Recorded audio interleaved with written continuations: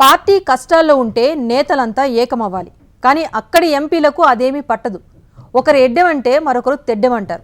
సొంత ప్రభుత్వాన్ని కూల్చేందుకు కుట్రలు పన్నుతారు. మరికొందరు ప్రధానమంత్రిపై కత్తులు నూరుతారు. ఇప్పటికిప్పుడు ఎన్నికలు జరిగితే అధికార పార్టీ ఓటమి పాలవుతుందని, ప్రతిపక్షం అనూహ్య గెలుపును సొంతం చేసుకుంటుందని ప్రతి ఒపీనియన్ పోల్ చెబుతోంది. అయినా అధికార పార్టీ ఎంపీలు మాత్రం మారటం లేదు. ఇటీవల ప్రభుత్వం ప్రతిపాదించిన బిల్ను పార్లమెంట్లో అధికార పార్టీ ఎంపీలే వ్యతిరేకించారు. తాజాగా మరో బిల్ పైన అధికార పార్టీలో 2 శిబిరాలుగా చీలికలొచ్చాయి. అసలు ఏ దేశంలో ఎంపీలు అలా వ్యవహరిస్తున్నారు?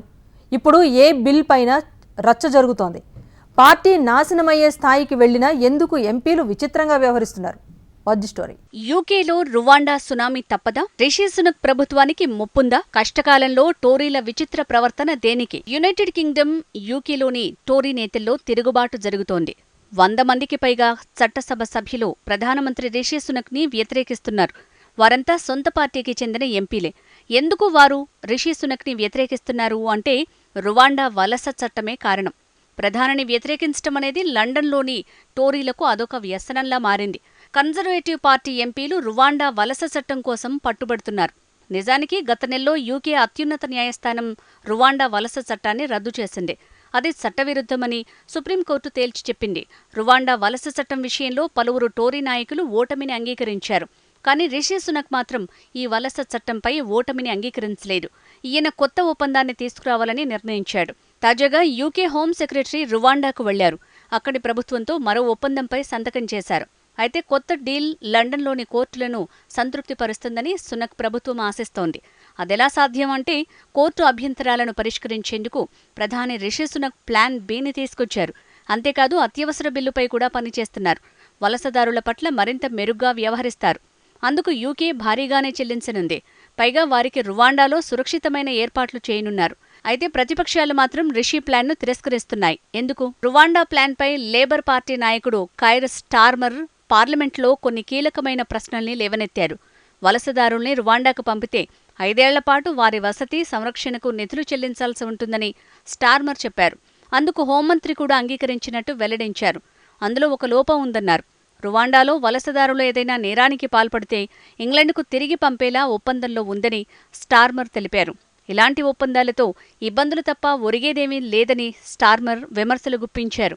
దీనికి తాము అంగీకరించేది లేదని వెల్లడించారు. అయితే ప్రధాని రిషి సునక్ మాత్రం సుప్రీంకోర్టు వ్యక్తం చేసిన ఆందోళనలన్నీ చట్టబద్ధంగా పరిష్కరించేందుకు తాము సిద్ధంగా ఉన్నామని తెలిపారు.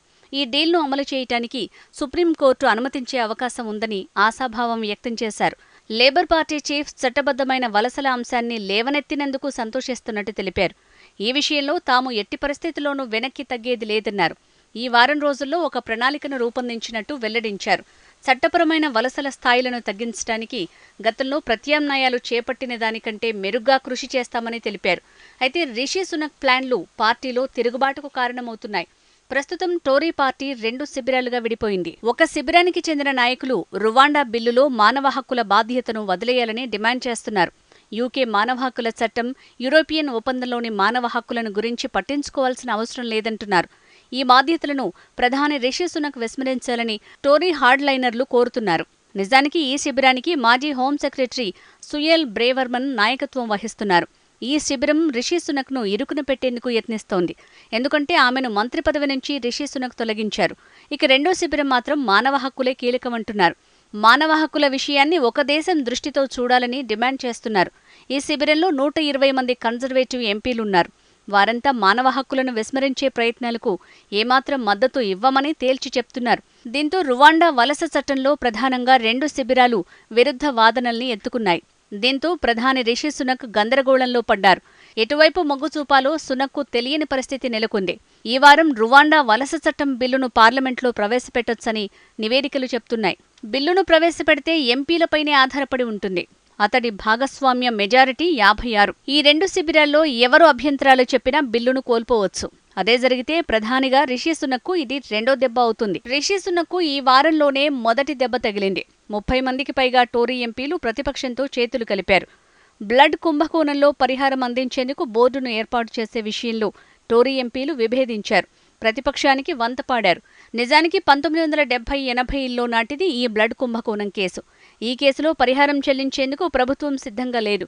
ఈ బిల్లు విషయంలోనూ రిషి సునక్ ఓటింగ్లో విఫలమయ్యాడు. తాజాగా మరో ఓటమి రిషి సునక్ ఎదుర్కొనున్నారు. అయితే రువాండా వలస బిల్లుపై యూకే ప్రధాని వ్యూహం ఏంటి? బిల్లుపై మధ్య మార్గాన్ని సునక్ ఎంచుకునే అవకాశం ఉందని నిపుణులు చెప్తున్నారు. అంటే రెండు వైపులా శాంతింపజేసే విషయంపై దృష్టి సారించే అవకాశం ఉంది. అయితే అది డో ఆర్ డైలా ఉంటుందని నిపుణులు విశ్లేషిస్తున్నారు. నిజానికి 2019 ఎన్నికల్లో వలసలను నివారిస్తామని హామీ ఇచ్చారు. వలసలను 2,50,000 కంటే తక్కువకు తీసుకొస్తామని హామీ ఇచ్చారు. అయితే ఈ హామీ నెరవేరలేదు. పైగా వలసల సంఖ్య భారీగా పెరిగింది. ఈ ఏడాది వలసల సంఖ్య 7,45,000కు చేరింది. అంటే వలసలు 3 రెట్లు పెరిగింది. అందుకే రిషి సునక్ రువాండా వలస ప్లాన్ను సీరియస్గా తీసుకున్నారు. బహుశా వచ్చే ఎన్నికల్లో కన్జర్వేటివ్ పార్టీ గెలుపునకు ఉన్న చివరి అవకాశం ఇదే. ఎందుకంటే ఇప్పటికిప్పుడు ఎన్నికలు జరిగితే టోరీలు ఓడిపోతారు. నిజానికి ఈ రోజే కాదు, భవిష్యత్తులో ఎప్పుడైనా వారు ఎక్కువగా నష్టపోతారు. టోరీలపై లేబర్ పార్టీ 20 పాయింట్ల ఆధిక్యంలో ఉంది. ఎన్నికలు ఎప్పుడు నిర్వహిస్తారు అన్న చర్చ ఇప్పుడు జోరుగా సాగుతోంది. నిజానికి ప్రస్తుతం ఉన్న ప్రభుత్వానికి 2025 జనవరి వరకు గడువు ఉంది. కానీ రిషి సునక్ మాత్రం అంతకాలం వేచి ఉండే అవకాశం లేదు. వచ్చే ఏడాది ముందస్తు ఎన్నికలకు వెళ్లే అవకాశం ఉందని నివేదికలు చెబుతున్నాయి. మే లేదంటే నవంబర్లో ఎలక్షన్ షెడ్యూల్ విడుదలయ్యే అవకాశం ఉంది. అప్పటిలోగా ఎంతో కొంత ప్రజల నుంచి మద్దతును సంపాదించాలని ఆశిస్తున్నారు. ప్రభుత్వానికి ప్రజలకు మధ్య అంతరాన్ని తగ్గించడానికి యత్నిస్తున్నారు. కానీ నిజాయితీగా చెప్పాలంటే యూకే పరిస్థితులు మాత్రం అధ్వానంగా ఉన్నాయి. ఆ దేశ ఆర్థిక వ్యవస్థ కేవలం 0.7% మాత్రమే వృద్ధి సాధిస్తుందని ఆర్థిక నిపుణులు అంచనా వేశారు.